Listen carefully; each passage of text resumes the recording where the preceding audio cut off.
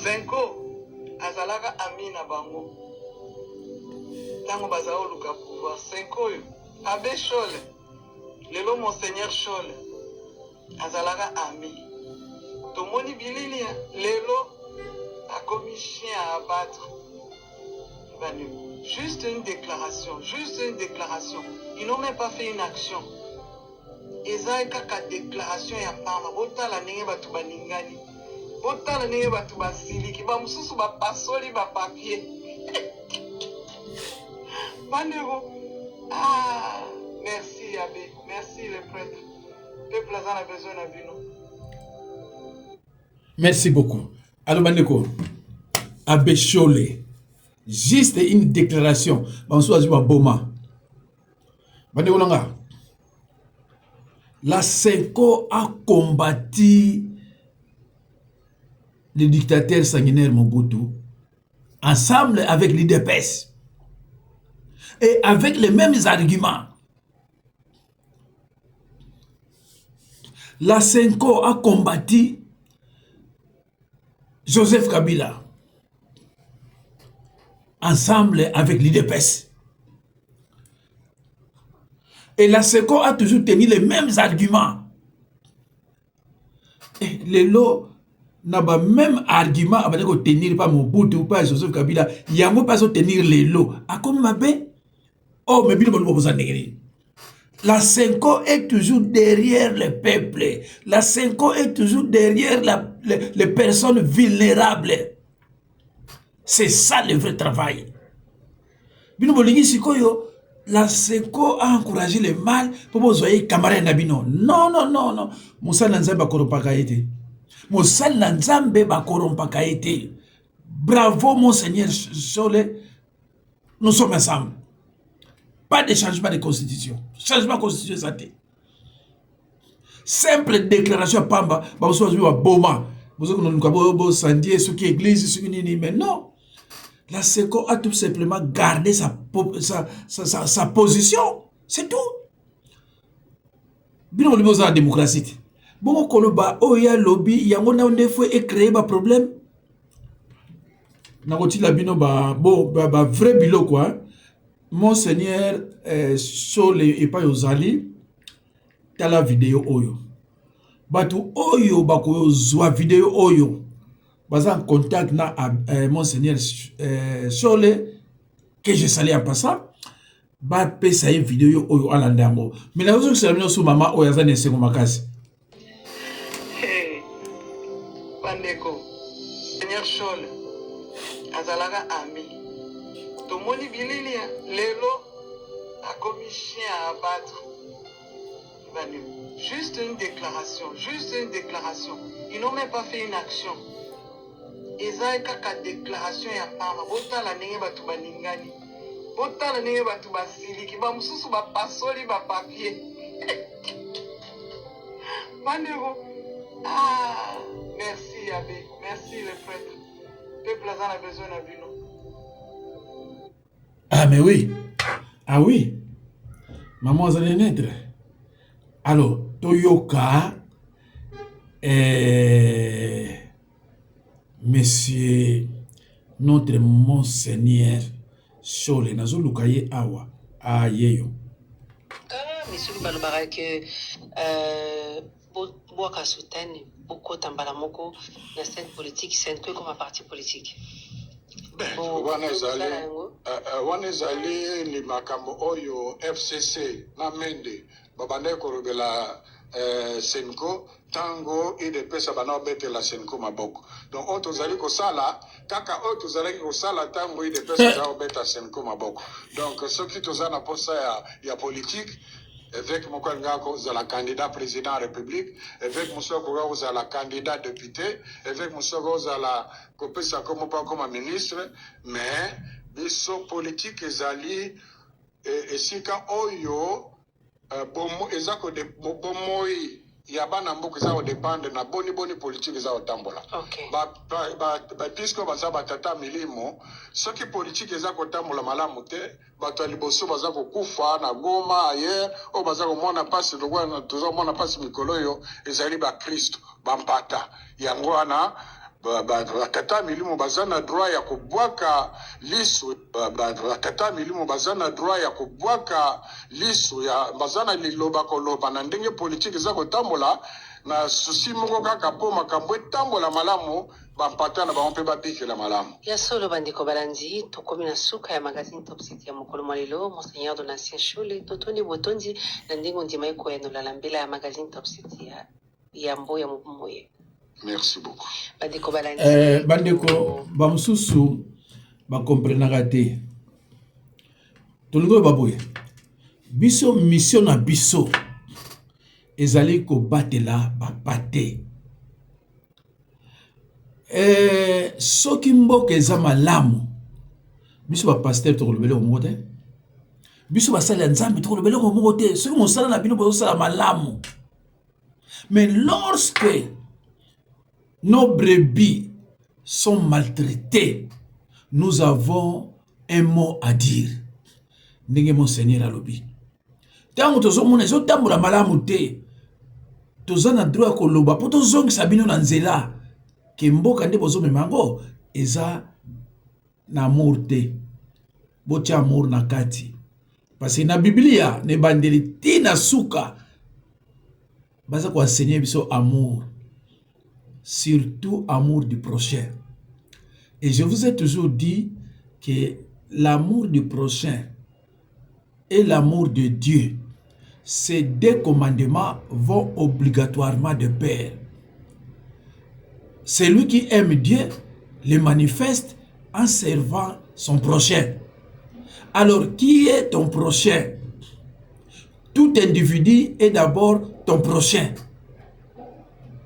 Tout individu, ezala catholique, ezala évangéliste, ezala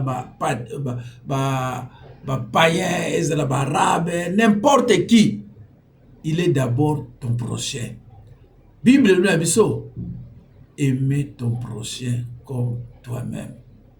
Obani d'abord nako aimer Nzambe, après balobi na yo susu aimer ton prochain comme toi-même. Mais ce qui est prochain, on faire souffrir rien. Tozo mona bana bakuluna bakomi belé pour na ba misale zate eloko kolia ezate est-ce que biso otobotama avant 60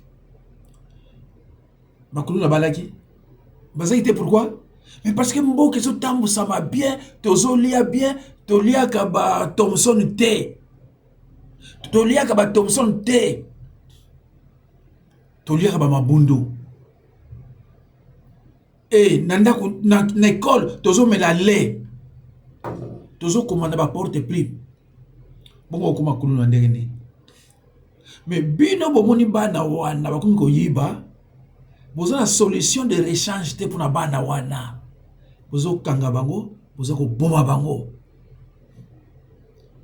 quelqu'un alors monseigneur Shole alobate la 5 alobate po bino bozo ba nani bino boza banani Félix a kotika place qui président mais monseigneur a toujours monseigneur a toujours monseigneur Nzambe comme preuve il a combattu Mobutu est parti il est décédé mais la 5 est là hein Joseph Kabila yaki accueilli atiki 5 Chilomba okende akotika 5 et c'est comme ça. Bino boza nani boya ko imposer basal la Nzambe. C'est bien dit basal la Nzambe, pas le lépreux mais basal la Nzambe. Biso to banga kaka Nzambe. To respecta kabino mais to banga kande Nzambe. Okwa ko empêcher biso koloba te. Yo za nani wa ko empêcher biso koloba. Boko bangisa la 5 côté. La 5 a continuer toujours comme ça musana ye. Ah voilà, merci beaucoup. Allo bandeko, total la sikoyo awa bazolo banini. Bolanda vraiment vidéo mingia bien. Boyoka siko oyo. Le changement de la constitution est prévu par l'article. Les initiatives. La prise d'initiative de toucher la Constitution. Non, il faut qu'on utilise. Si vous voulez bien, on va lire la Constitution. Allez-y. Ça sera beaucoup plus pratique. L'article 218, je crois. 218. Ouais. La Constitution dit l'initiative de révision constitutionnelle. appartient concurremment au président de la République, au gouvernement, après délibération au Conseil des ministres, à chacune des chambres du Parlement,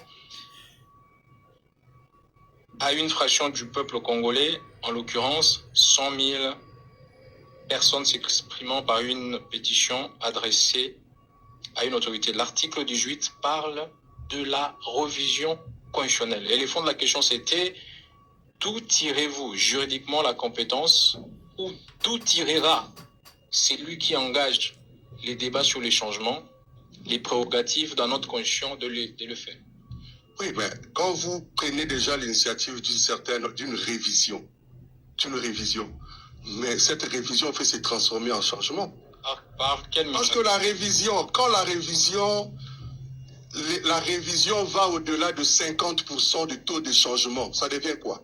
Ça, c'est selon vos calculs. Non, c'est justement l'ambiguïté, justement. Non, selon moi. S'il vous plaît. Monsieur le Président, oui.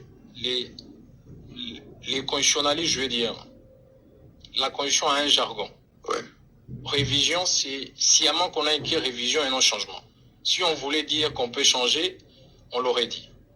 Et la suite, c'est que le verrou de la révision réside dans le fait qu'il y a deux matières qui sont interdites de révision. Vous pouvez réviser même 100% des matières tout en ne touchant pas aux matières qui sont prévues et interdites de révision. Vous révisez toujours. Donc ce n'est pas un problème de 40 ou 50%. La question fondamentale, c'est où est-ce qu'on va tirer le pouvoir de changer la Constitution? Parce que la souveraineté, justement, si vous lisez l'article 5, la souveraineté appartient au peuple. Donc, ce qui fait que quand l'initiative... Le peuple, on a prévu qu'il peut reviser. La Constitution a déjà dit que le peuple peut... Justement, là, c'est le peuple qui prend l'initiative. Oui. Mais ce n'est pas le peuple qui décide. Parce que la souveraineté, n'oubliez pas, l'article 5 nous parle de la souveraineté. Comment ça va se passer? La souveraineté appartient au peuple. D'accord, nous sommes d'accord. C'est-à-dire, les démarches est celui-ci. Oui. Les 4 initiatives prennent l'initiative, les 4 personnes, une, c'est pendant que ce soit le président ou, le conseil de ministres qui a levé l'option, le parlement, où on a 100 000 pétiteurs qui se disent que nous voulons qu'il y ait un changement. Ils posent la question au niveau de l'Assemblée nationale. Supposons que les pétiteurs-là parlent du changement, pas de la révision. Mais le peuple qui est souverain, voilà pourquoi le chef a mis les débats sur la table. Le peuple qui est souverain, par un moyen d'expression de sa souveraineté qui est dit dans l'article 5, ce peuple-là va se prononcer pour dire, parce que la Constitution, la souveraineté, l'unique personne qui peut se décider, c'est ce peuple-là. Et ce peuple-là peut se dire, je suis d'accord ou pas qu'il y ait ces changements. Nous sommes tout à fait d'accord avec vous que l'article 5 accorde la souveraineté au peuple, il peut l'exercer, ainsi de suite. La question c'est, ok, le peuple va changer la Constitution, d'accord? Comment il est fait? Parce que le peuple, c'est un concept pluriel. Nous sommes plusieurs Congolais.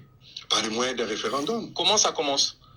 Par le moyen des référendums. Qui initie ça? Qui initie ça? Mais j'ai dit tout à l'heure, l'initiative est prise à partir de personnes définies. Non, mais là, c'est votre simulation, parce que l'article, ces gens-là ne sont autorisés que pour la révision. Mais quelle révision? Parce qu'aujourd'hui, l'Assemblée nationale qui est là, elle n'a pas compétence pour changer la Constitution. Mais elle peut se prononcer sur un problème qui concerne la République, pour envoyer à ce que le peuple se prononce. Est-ce qu'on peut se comprendre sur ce sur quoi on débat? Exactement. Nous voulons identifier qui a le pouvoir de changer une constitution. Le peuple. Vous dites, c'est le peuple. Maintenant, on est sur par quelle magie, par moyen 100 millions de Congolais vont décider de changer la constitution. On part de quel déclic? Mais le référendum, c'est une forme d'élection. Comment ça commence? Justement, c'est la même commission électorale qui organise, qui amène les gens sur le pour et les contre. Est-ce que la commission électorale a pour mission d'organiser le référendum? Mais c'est un problème qui va lui être posé. Par qui? Par l'Assemblée nationale. L'Assemblée nationale a-t-elle compétence de poser un problème de référendum pour le changement de la constitution à la CENI? C'est déjà là un problème.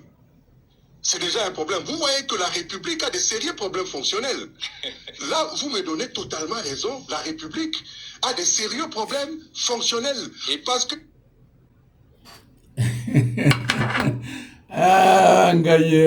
wana fazala muluba alo tina tila bino nanu ndeko moko alobi awa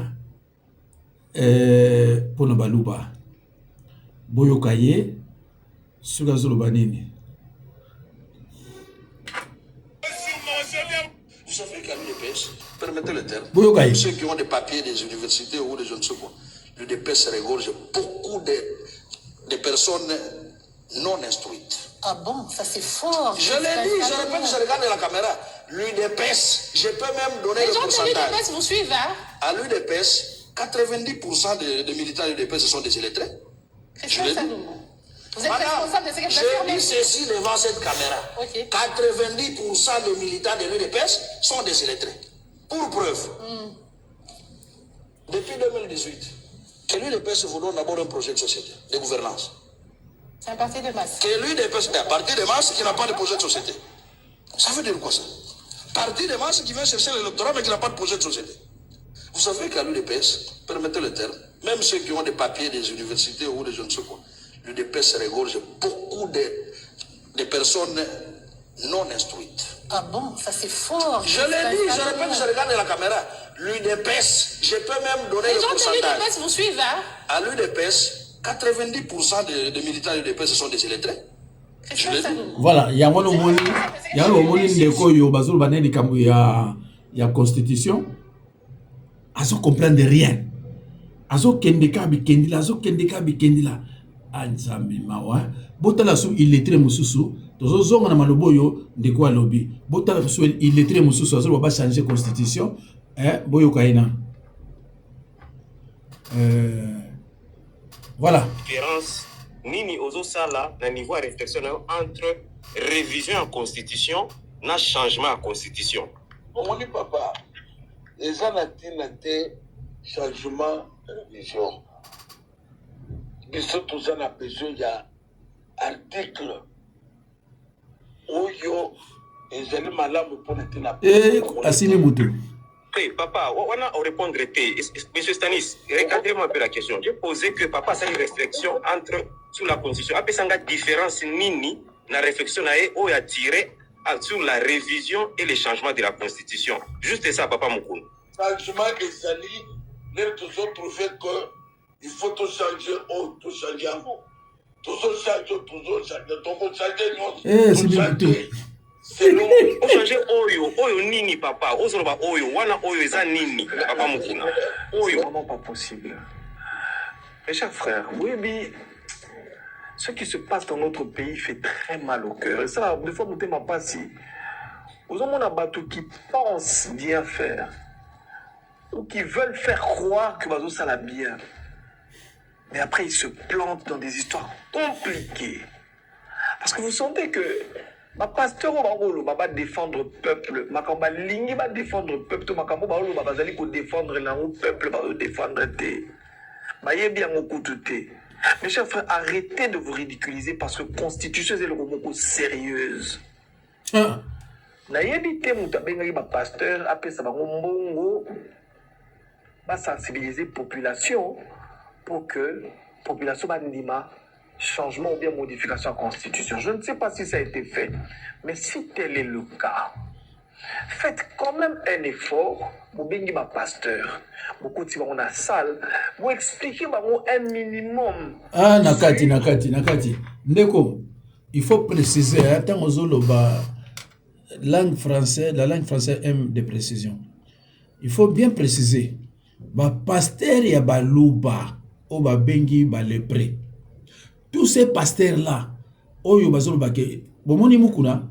Mukuna n'arrive même pas à interpréter les versets bibliques parce que c'est un illettré. Attendez. Il y a une différence qui existe. Différence que bien sur le banini. La différence qui existe entre changement et révision. Il y a ce moment ça. Mais non, papa, j'ai l'impression qu'on comprend que ce va reprendre. Il ne comprend toujours pas. Mais ce que Vandi Azolo, est-ce que Moutabo, vous comparez à Monseigneur Solé? Ah, dit, vous avez mis un respect. Vous avez mis un respect, Bandekunangaï. Même à niveau étude à Moutou. On nous compare Moukuna, na Monseigneur Solé. Ah. Mais tout le monde ça va bien. Ah non, mais tout le monde ça va bien. Nazo mon aïe, parce que pas l'église n'a pas Azolo, la combo ya Monseigneur Solé, cet homme est malade. Na biso wa Congo mukuna fois la sinzeli. Et la biso Congo, à cause même pour ça Nzambete. C'est un boxeur.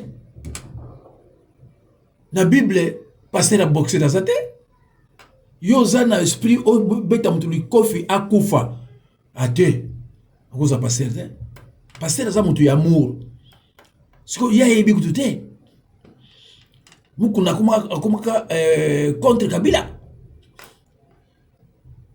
Eza mawa mingi vraiment eza mawa. Tata wana lobby bango nyonso même atangi ndenge nini, c'est pas la peine. Alors toleki wana tozonga suna mususu bandiko nanga eza très intéressant. Botela omoni kozala mulu beza mabe mutoyo André Mbaka c'est muluba. Mais boyo ka ba déclaration ya André Mbaka oyo ye abana koloba. Boyo ka memo. C'est très grave. Tentative ya Bamba wana kokende kokota na réunion. Oh voilà, to changer constitution. Kokoti déjà na likambwana. Toute tentative ya Bamba. Kendo sala meeting boyo na lingi boyo. Okomi déjà la tentative wana.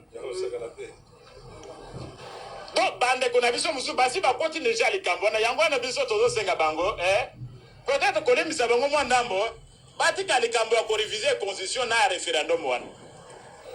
Baye bisabato na bango batendeke na mission, nous avons déjà dispersé nos agents, nos communicateurs, ba rappeler bango d'urgence.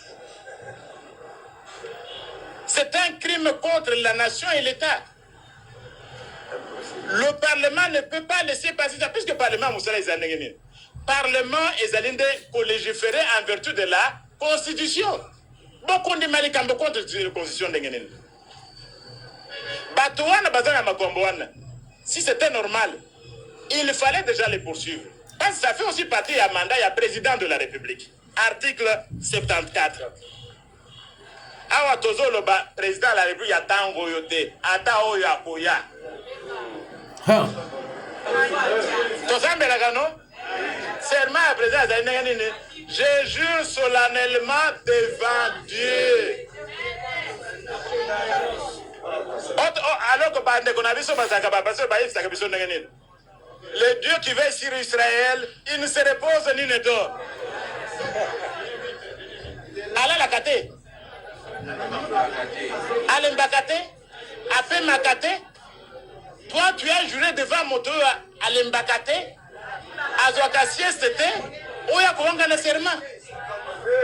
C'est très grave. Et puis, serment, observer et de défendre. Et d'aller ma camomi balé. Observer, c'est-à-dire, il faut qu'on ait la constitution. Défendre, il faut qu'on ait ceux qui sont attaqués la constitution, ils ont serment. Ils ont attaqué la constitution. Donc, Batoyo Subazo m'a changé la constitution. Président de la République Alingaka Kangisa Bango depuis longtemps. Ceux qui sont qui parti politique, président de la République, président Cameroun, au-dessous de parti one. C'est un parti qui devait être dessous. Ceux qui sont allés grouper à Batoba, Bangalso coalition, ça devait être dessous. Parce que le président n'a pas seulement la mission à observer, mais de défendre. Pour défendre les années. Ceux qui sont comme ils allaient attaquer, on défendre. On va attaquer la constitution, on prêter serment devant Dieu et devant la nation. Yo, tu as offendu. Ozo seka. Ozo sourire. Alors, bande ko katiango, mais sikoyo, monseigneur Show la salinini. Mabe ya monseigneur, mabe ya 5 eza wapi. Yo moko bande ko luba yango. Lukulo za muluba, ndekolo muluba mutosali tribalisme et ko commissaire zoba. On a professionnel sur le droit constitutionnel. Mais tant que Mbata abimi zoba, Mbata, ce qui est André Mbata, oko kima un jour. Oko yako demander asile awa, oko bomba na pa moi c'est pas ma kangu no na Suisse, to kangilo kuna. To kangila yo na malobo yo loba. Na maloba o yo loba. Olobi constitution o faut respecter ngo, même na président o kuna ko ya, wana ozobwa kila kabila bwa kila. Et si quoi comme na tout la moluba, on va changer makambo. Mbata. André Mbata yo kanga kaza passer dans Congo. Soko continuer boy, je peux te maudire. Ba iniquité na yo et ko quoi même type ba na yo keba. Ko saka na peuple ozo souffrir. Peuple même na Kasai bazala nzala, même na Kasai. Zena Luka na cha biloko yango ya constitution nazana nko mo ebele. Monseigneur Chole oko sepela na vidéo oyo.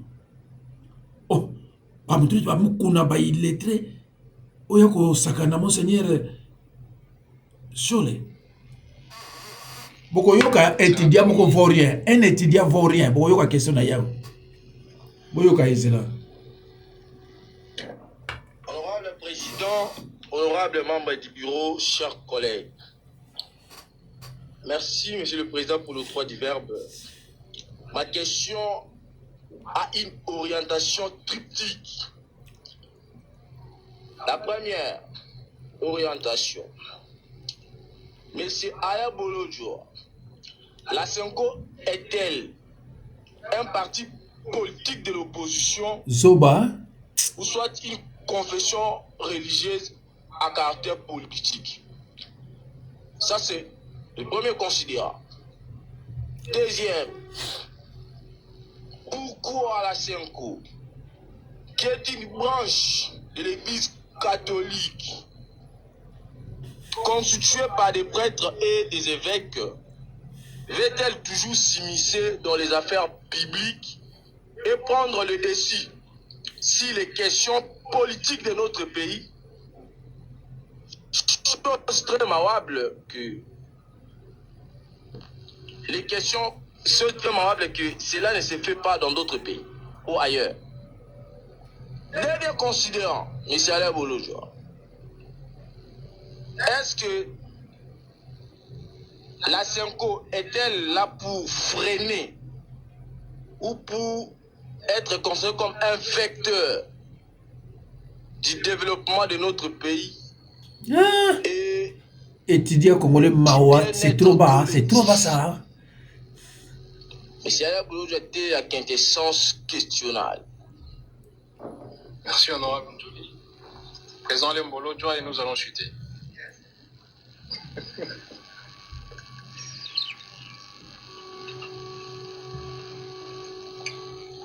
Bon.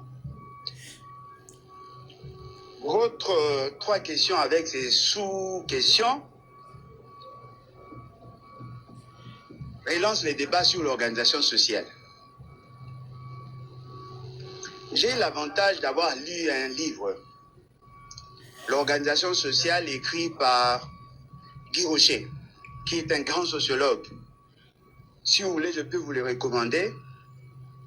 Il a dit, lorsque vous êtes en face d'un fait social, et si vous voulez bien analyser un fait, il faudrait disséquer la question de départ en deux. Analyser séparément les éléments structurels aux éléments culturels. À la fin, vous allez tirer la même conclusion que tout le monde. Et cela m'a permis de me questionner ou de répondre à toutes les questions éventuelles qui me sont posées. Ça me permet d'avoir un modèle d'analyse. Commençons d'abord par l'État. Usuellement, on dit l'État a trois composantes. Le peuple ou la population, le territoire et l'organisation politique. Mais il y a d'autres théoriciens qui ont ajouté une autre dimension, la reconnaissance internationale ou la question de la souveraineté. L'Église catholique est une multinationale religieuse. C'est quelque chose qui a été conçu en dehors de nos frontières. Mais l'Église catholique a été tropicalisée dans notre pays. Il y a des textes, il y a des faits historiques qui démontrent que l'Église catholique aujourd'hui est une composante de l'État. Certainement, vous allez vous poser la question, comment composante de l'État? Justement parce que, si vous regardez le système politique, il y a trois composantes, trois sous-composantes. Il y a le régime politique, comment l'organisation politique est-elle faite. Il y a la structure économique, comment les richesses sont créées et distribuées. Il y a l'organisation sociale. Dans cette troisième composante, il y a l'Église catholique. L'Église catholique gère le peuple. L'Église catholique est une organisation de la société civile. Et parmi ses missions, c'est aussi de défendre le droit des citoyens, de préserver la paix et la dignité de l'homme, de veiller sur l'équilibre sociétal. Voilà pourquoi l'Église catholique accompagne l'État dans l'éducation, accompagne l'État dans la formation, accompagne l'État dans la santé, accompagne l'État dans les finances, accompagne l'État dans tous les aspects de l'État, et même sur des questions sécuritaires. Ce qu'on ne vous dit pas, il y a des lieux où l'État est quasi absent, l'Église est là. Alors, quelqu'un à qui vous reconnaissez un certain nombre de droits, depuis quand commencez-vous à lui interdire de parler des questions fondamentales qui touchent à l'organisation sociale? Le 16 février 1992, la plus grande marche organisée dans ces pays n'a pas été organisée par l'opposition. Ça a été organisé par l'Église catholique. Et cela a permis à Étienne Tshisekedi de devenir Premier ministre. C'est grâce à l'Église catholique que nous sommes arrivés à avoir cette fameuse constitution de 1992.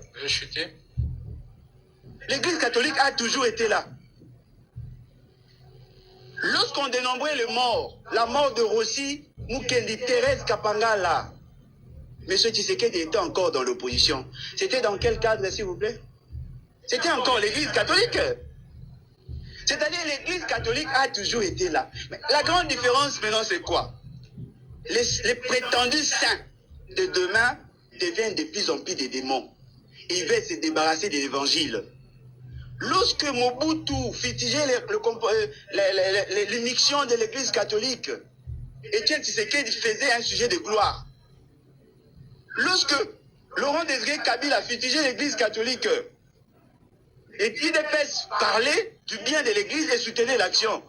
Lorsque Kabila parlait de mal de l'Église catholique, elle était défendue par l'UDPS. Et vous allez vous rendre compte, la même question, il suffit seulement que ceux qui étaient hier dans l'opposition changent de camp, l'Église catholique devient ennemie. Je ne suis pas membre de l'Église catholique. Mais je voudrais vous dire ici, avec autorité, si l'Église catholique n'était pas dans ces pays, Kabila ne partirait pas. Ça c'est clair. Alors, tout celui qui veut être comme Kabila commence à attaquer l'Église catholique.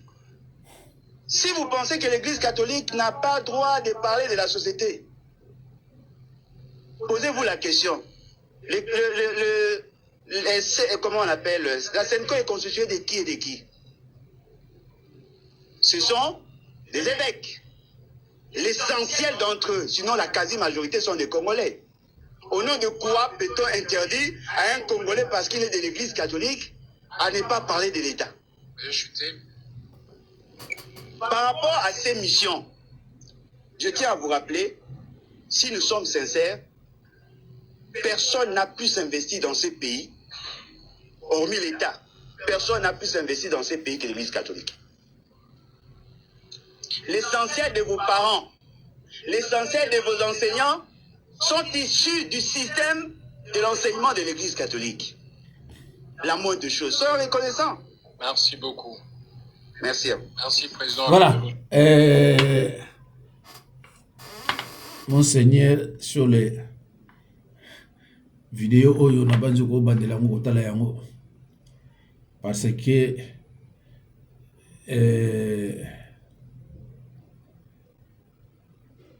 tous asibanayo, tous ensemble. Batu bazo mona nzala, bazo ko vivre te. Église catholique à le battre. Batu bazo lela, Église catholique à le battre. Mais c'est pas possible.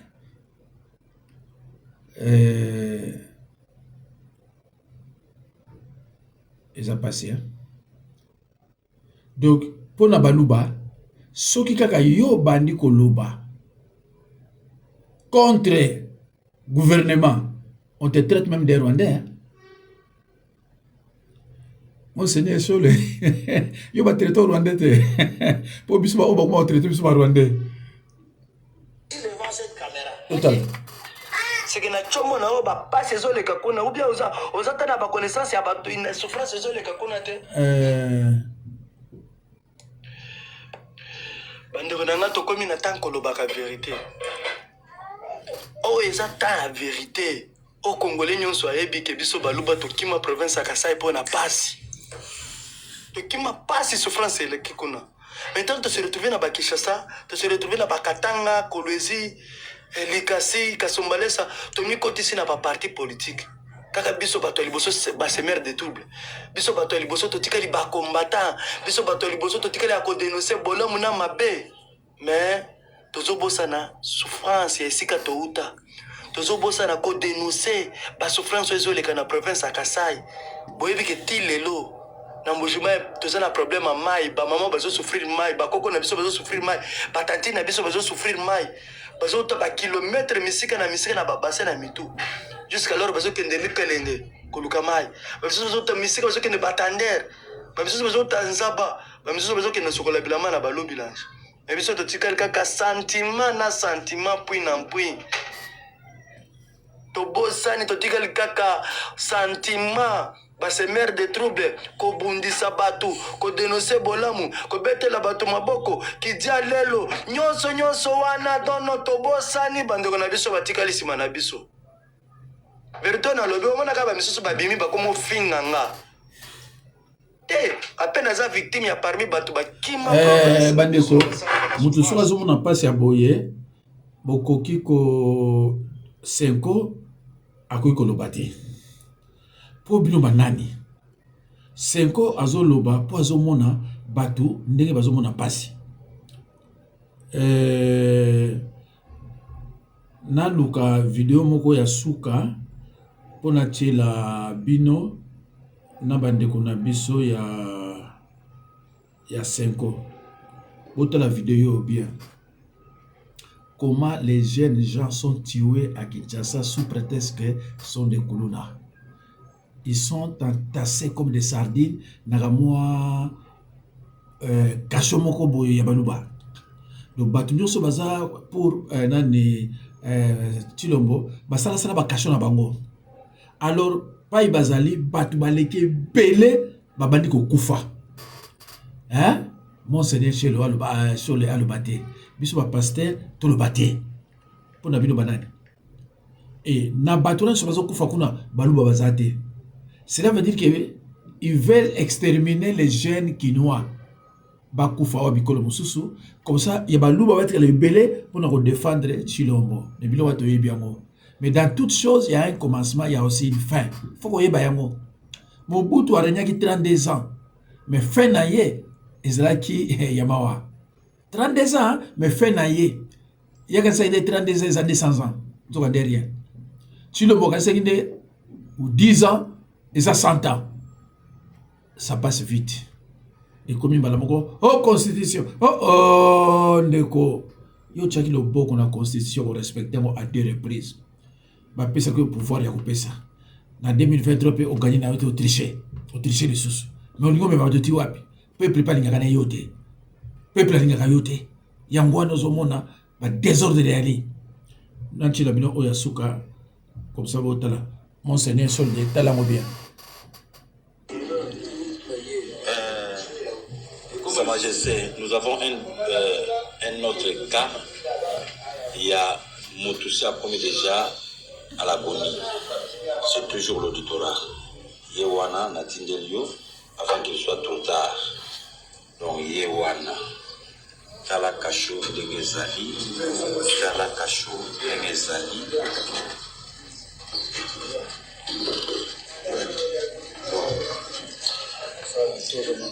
Les gens sont entassés. Beaucoup sont encore dans les nous. Salut bien. Talakasho de Ngeza. Talakasho de Ngezali. Dans la condition de vie, il y a Kasho. bakoya kosambela suka na kombo na yo président Boloko oyo liboso président Boloko ya mibale baya koloba lisusu nga président Boloko kaka nga na fandi awo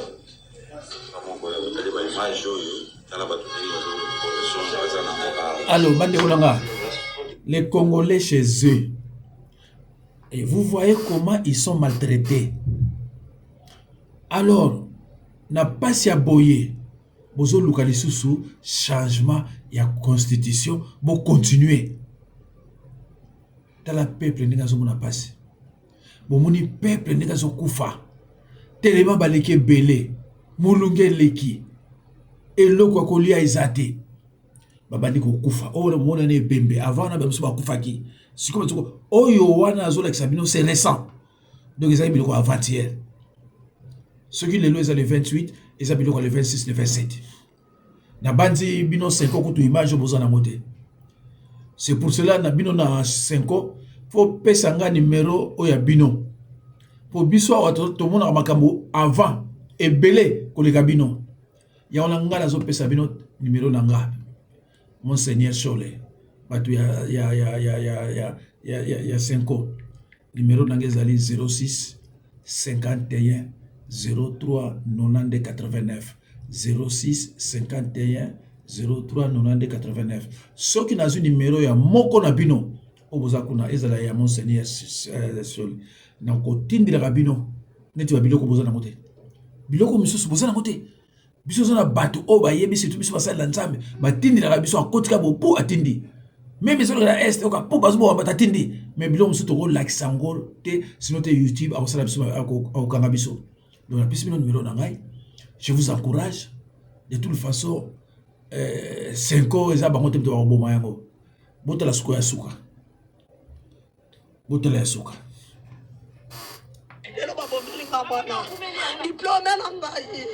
diplôme na ngai natangisi bana na mbula moko misatu bazwi ba diplôme ebongo ya Paul na salele yango nini ya Paul na salele mwana na ngati kabalo la grâce ya Paul ovanzila mwana journée mobima na moi tolamba efungwa tolamba efungwa topesi biloko ali habite wana olia fungwa te mare apesi 2000 francs abiso 2000 francs oyo olukela kolia alobi na ke kue kosomba Thomson akesomba mpe Thomson bien soki mpe basoda bawutaki wapi soki mpe wapi toyebi te ye na mesa Thomson nakopesa mbongo ayoka masasta nini na yo nzoto na ndenge kotie ntango akoti na babale ebele ebetami ata 10 oyo toyoki 10 na miniti ana kutu ayoka eno eloko te batala nakopesa mbongo nakobwaka momo mpa kokweya mbala moko ntango akwei mpola kwei baya batala bosonga nde lisasi ese nini ezwi ye ntango ezwi wana alagoni mbala moko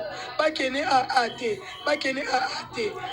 bakende na hôpital ya nganga wana kuto ya cordon babiki ada boya bwana ebembe deja misumbeli mwa te nde balekisa mwa ntango kondela ya morke jekoko amorke jekoko mpe babike bazwaka ebembe oyo ekufi na masasi te banji kobongisa bakome wana ti iner baboyi na bakoyamba boti iner nde bamemaki yango na mama ye bakome ba 2 heures kuna déjà babemona mama ye chaque jour tabiso ala veni oyo na veni bibemba masasa komi mibale misatu oyo kimbongo chaque jour bato bakufaka tokona so tomoni soda bokima po bozwa yo so omoni soda mosika okomi okima chaque jour bainoso bakokende chaque jour mais ce problème bakangelaka bajeune awa na kingabo ezalaka nini suki alo bandeko na longoli yango mpona kosala yango suite demain bandeko biloko ya boye bato baloba te insécurité ya ndenge wana bato baza na droit koloba te ochange constitution mpo otikala déjà oza komaîtriser sécurité ya peuple te pasi eyali non la seko bocomprendre naza nango ebele suna lakisi suna bano bakangi ebele so combien bazokenda bango na bakashe wana kokende koboma bango kokende koboma bango bazolia te bazolia nini te na kosalela bino mokomosu nyonso na banzi boyebi mwana moko akufa kuna bakanga ye 6 mois atika moi sina na bana amona famille a été 6 mois ba ko tikele biloko ta comme squelette ta ba moni ke lobe ko kufa ba boaki e libanda côté dispensaire mo boy. Donc eza penza gouvernement ya batumoko na yibite so cause la ndengeni. En tout cas bandeko na sukiwa na nga sa so video mususu na lembi na osala lobby moko soki nzambe opesa makasi pona batu pe bazosenga ba prédication. En tout cas na osala effort nzambe azana ngai na salata 3 video lobby moko ya bino ya mboka mususu etikali ya nini bis nous faisons que interpeller ceux qui gèrent le pays pour bayeba makamu nini ezoleka et puis bakosala sikoyo ndenge nini mais toza kofinga te nalandaki ba déclaration ya monseigneur Sole na on peut souvent jamais na mona ya finga jamais ngape na finga mais ça na bato bazokana ye bozoli membo bomaye pona azo l'intérêt ya famille na été mais ya nation azo loba la 5 ans bazo loba pona intérêt ya ba famille na bango te mais pona intérêt ya nation. Que Dieu vous bénisse.